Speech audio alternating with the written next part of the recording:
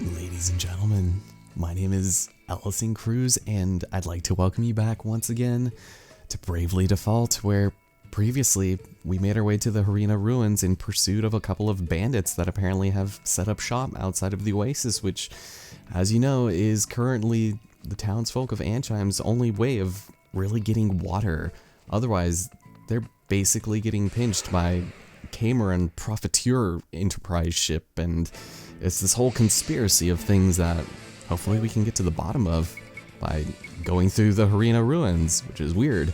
Anyway, we've got a new enemy here, the Greater Kate, and what's kind of interesting is that this enemy actually foreshadows a future job we will probably be getting within the next couple of videos. And we've also got these stupid venomous snakes, so let's just go ahead and take care of them. I don't think I've shown off this chivalry technique, but basically it's a move that decreases our defenses after we use it, but I mean, it's super powerful, so it's probably in your best interest to probably go all out with that.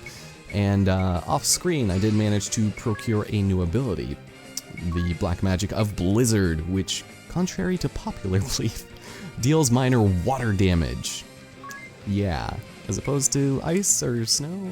I don't know, but it's interesting because all of the enemies in the desert are pretty much weak to it, including the Greater Kate, so you can go and probably use that, and yeah, I don't need to be attacking this much.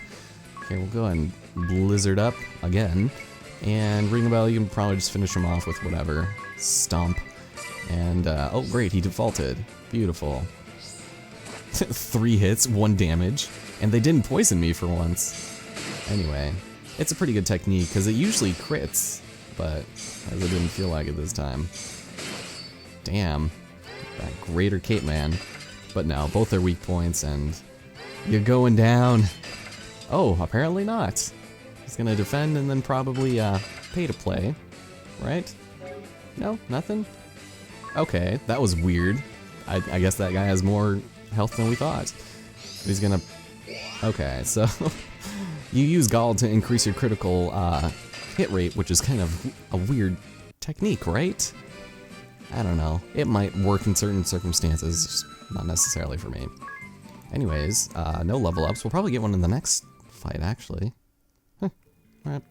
Let's take a look at our party chat real fast. This has to do with Nerende's and its special move part shop, which is pretty good because unlike the other shops where you have to buy once you upgrade the shots, this one actually will just give you the abilities to edit your special moves, which you can add elemental attributes, party buffs, and basically debuff your enemies in the process, depending on how you pretty much edit them. So it gives way to a lot of customization to how you attack, and if you know what kind of boss you're going to be fighting and you use a special move on it, ooh, that thing will go down instantly. So yeah, it's pretty cool. And anyway, yeah, I've been upgrading Nerende kind of a lot off screen, and we've also got, yeah, Nerende nears completion. I'm actually almost done upgrading every shop to level 11. So it's thanks to your hard work, Tiz. Technically we should be like halfway through the game by now, but and I've never upgraded it this much, so yeah. So we grew life into the village, and it's gonna have no bearing on the story whatsoever, because this early in the game it's not supposed to be as high as it is. Alright. Really, that's kind of a weird thing, a mirror, and you put 100, I don't know. So, oof. Yeah, these people have only been together for like 2 days, and already they're just like, oh, I know your life story. Interesting. Cool. And that will be it for that. Oh, so the Harena ruins. I think I mentioned this before, but I highly implore you to bring Blindna before getting into this area, because if you don't, you're going to have so much trouble getting through, or at least a bunch of eye drops. So keep in mind that that's something you probably want to do. And this sandworm is done before it even started. Cast a couple of blizzards there. Guess you can cast blizzard too on yes. You can just chivalry it up. And because we attack first, this guy, yeah. I'm doing a lot less than I thought I would. My critical is not doing as well as I thought it is. That's right. But with that, unscathed in 1 turn, and Tiz is level 15, as is Anya's. And the next round, Ring a Bell should also level up, so that's not too bad. Alright, so we're gonna head down here. I think this is just for an item, but something you're gonna want to take into consideration when entering this dungeon, and kind of going back to what I said about getting the white magic spell Blind Up, is the introduction of booby traps. If you step in that, you will get blinded. Your entire party will have blindness inflicted on them, regardless of what your abilities and equipment is. Star Pendant, I think, stops you from being confused, which is kind of interesting, because we haven't really had that become an ailment yet. But just be careful not to step into that, because, oh, it's irritating. You do get, what was I gonna say? Like a little party chat for doing it, so I'll probably accidentally step in one, because they get a little ridiculous later. And we got ourselves this guy again. I guess we'll just attack. That's probably better. And since we get 1 extra BP, I wonder if we're even fast enough to kill it. Alright, here. We'll attack. There we go. Oh, great, and here we go. Sandstorm. I don't know how many of these guys we fought, but they're gonna blind us like no tomorrow. So, fantastic. Oh, and I still hit. Christ. Alright. Well, not too bad then. Also, your accuracy isn't really affected when casting spells. You just kind of aim your rod at something and then cast it, and then all of a sudden, it's like, oh, I guess I still got him. Okay, so awesome. Ring Bell's not doing too bad. I should probably heal up. We'll go ahead and have Ring a Bell do that. I still have him with the white mage ability just for now. We'll go do that, and cool. All good. So let's go head back on the way we normally have to, and see what we can do here. There's actually going to be a pretty good item we'll be able to pick up for Tiz, I believe, because the asterisk that we're going to get at the end of this is probably going to go on him for now, and great. Alright, so unfortunately Tiz is now silenced, but it doesn't really matter since he doesn't cast spells. And here we have ourselves a trap with a chest really dickishly placed in front of it. So we'll go around, there we go, and then take the gold, because you only get 1 of them. God, I can't believe I got caught by that the first time I played it. It's a little absurd. I was like, are you kidding me? I fell for that. But again, this is where that concept is introduced, and it isn't really seen much throughout the rest of the chapter. It's a little interesting. Anyways, we'll grab these echo herbs, which I believe does cure us from silence. Whew. Alright, that wasn't too bad. Just a couple of venomous snakes. Okay, so I do believe we want to head in either direction here, because... Oh, no. Oh, great. Okay. Oh, no. Oh, okay. So, of course, because I got in a fight right in front of it, it still had a chance to hit me, so now we are all blind. Fantastic. And I guess while we're here, I'll just have, of course, Ring a Bell do it, as to not waste the magic of our mages, and we'll keep it at that. How's that sound? What the eye cannot see. So, yeah, being blind in this area sucks, and if you're not prepared well enough, then it could really bite you in the ass later on, because careful, this is clearly a trap. Thanks, Agnes, for rubbing sand in the wounds. So yeah, this game is kind of subtly hinting at you not to attack physically. It's weird. Even blind, I can see to the core of a woman's heart. Clear as day. Ring a Bell and his life lessons. Okay, so fortunately those are the only kinds of traps we'll be fighting here. I just forgot that that was there. But once that goes away... Oh, fantastic. That is even better. Oh my god. Well, that was embarrassing. Sorry, Ring a Bell. This is my bad. There we go. I'll probably heal before we fight the boss of this area, just because that was ridiculous. Alright, so that was a bit of an unfortunate battle, because we got all blinded again, except for Adia was able to heal it. And I think I'm going to go and use an Echo Orb, get rid of that for Tiz, so he can start healing us, because obviously Ring a Bell is not going to be able to cut it for this entire dungeon. And you know, I could have probably left Agnes blind. Well, I guess we'll just cure everybody. There we go. and continue forward. Oh, and also the three of us, Agnes, Idia, and Tiz, gained a job level, so we're level 3 in our respective abilities, and you know what? No, I will not prematurely step into your trap again. There we go. It's just annoying when everything isn't, like, marked on the map. Alright, you wanna... I can run past it. There we go. Oof. And what is down here? Another battle, it seems. Alright, excellent. So, Ring a Bell is now a level 4 knight, which is great for us. Is there an item over there? There probably is. Oh, no, I have to grab it. I can't leave without it. Ugh. There's probably gonna be another trap, though. Damn it, I was not aware how much health those Greater Cates have. They kind of take a while to kill. Alright, so we got a cloth spin. Let's go ahead and see what that does. We also got the star pendant from before, so this one nullifies sleep, which won't really come into play for us for a little bit. And then, okay, poison is the star pendant, not confusion. And have I shown our things here recently? I might have. So Agnes has the what was it, the staff lore, and Idia has the rod lore. So, of course, they're going to be a little bit more proficient in that, but that's only because they have nothing really that great right now.